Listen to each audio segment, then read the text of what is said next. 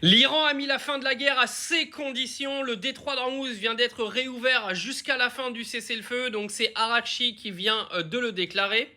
Donc ça, c'est l'énorme info du 17 avril. Le cours du pétrole s'est complètement écroulé. L'Iran vient d'annoncer la réouverture du détroit d'Ormuz suite au cessez-le-feu obtenu au Liban.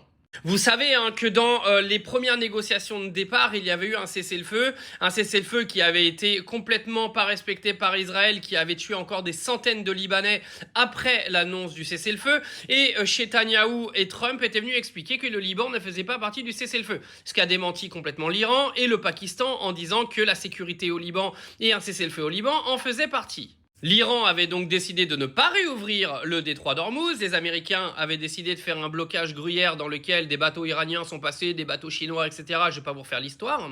Et ce soir, on nous apprend que l'Iran a donc réouvert le détroit d'Ormuz. Donc c'est l'Iran qui nous informe. Mais en gros, que c'est lié tout simplement au fait qu'il y ait un cessez-le-feu au Liban. Donc si Israël se ramuse à réattaquer le Liban, le détroit d'Ormuz, rideau, il referme.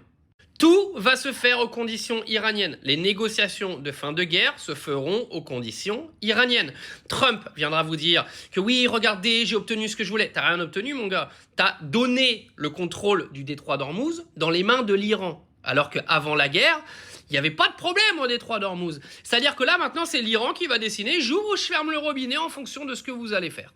Et c'est une très bonne nouvelle. Et oui, car si Israël continue de faire chier tout le monde, et ben l'Iran appuiera sur le petit bouton qui ferme le pétrole mondial.